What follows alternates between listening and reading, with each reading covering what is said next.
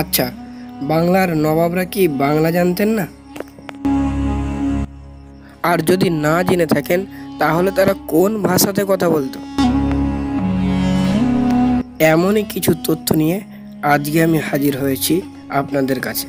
সুতরাং এই ভিডিওটি সম্পূর্ণ দেখবেন। মুর্শিদ কুলির হাত ধরে বাংলায় নবাবী আনা শুরু হয়। তারা মূলত ফার্সি ভাষায় কথা বলতো। বাংলায় নবাবরা কোন ভাষায় কথা বলতো এ বিষয়ে আরও ভালো করে জানার জন্য আমরা বর্তমানে মুর্শিদাবাদের নবাব সিরাজউদ্দৌলার বংশধর ছোটে নবাবের কাছ থেকে জানব।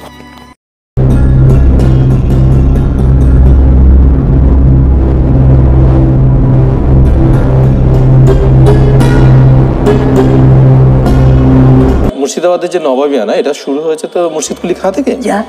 তো সেই সময় তারা কি ভাষায় কথা বলতেন? ফার্সি ভাষাতে কথা বলতেন। আচ্ছা, তারপরেও সিরাজউদ্দৌলা বা আলীবর্দীর সময়ও সেই একই ভাষা চলছিল। মির্জাফর সেই একই ভাষা। তারপর ভাষা পরিবর্তন হলো কোন সময় থেকে? ভাষা পরিবর্তন উর্দুটা ঢুকলো কোন সময়? ছিল মোগলপেড়ে ভাষা। আচ্ছা আচ্ছা, ঔরঙ্গজেবের সময় থেকে উর্দুটা ঢুকে গেল, আমাদের মুর্শিদাবাদের নবাবীতেও ঢুকে গেল উর্দুটা। তার আগে ফার্সি ভাষায় চলতো। আগে নখলাকি জবান, হ্যাঁ নখলাকি মুর্শিদ ছিল, নখলাকি জবান উর্দু, তারপরে মুর্শিদাবাদ।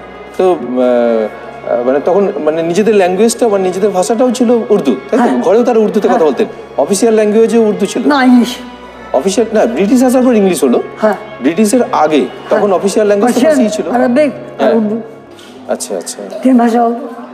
কিন্তু বেশিরভাগে নবাবের অনেকগুলো আপনারা বড়দা মানে শাহজাদা মারা পড়ে মির্জা, তারপরে উর্দু চলে আসে, তাই তো? হ্যাঁ, ইংরেজি, ইংরেজি আর উর্দু ছিল।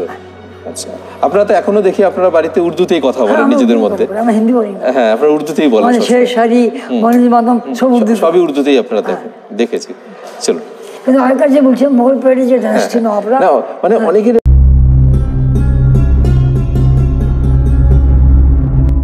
শুনলেন তো, নবাব সিরাজউদ্দৌলার বংশধর সৈয়দ রেজা আলী মির্জা ওরফে ছোট নবাবের কাছ থেকে নবাবরা কোন ভাষায় কথা বলতেন।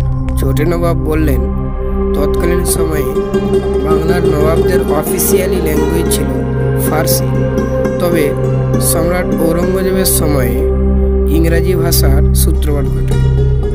এবারে আসি আমরা মূল কথায়, যে বাংলারা কি আদৌ বাংলা জানতেন, অর্থাৎ বাংলা ভাষা কি তারা জানতেন? এ বিষয়ে ছোট নবাব জানালেন, তিনি এ বিষয়ে কিছু জ্ঞাত নয়, অর্থাৎ তিনি এ বিষয়ে কিছু জানেন না। বাংলার নবাবরা যে বাংলা জানতেন কি জানতেন না এই বিষয়ে তার কাছে কোনো প্রমাণ নেই।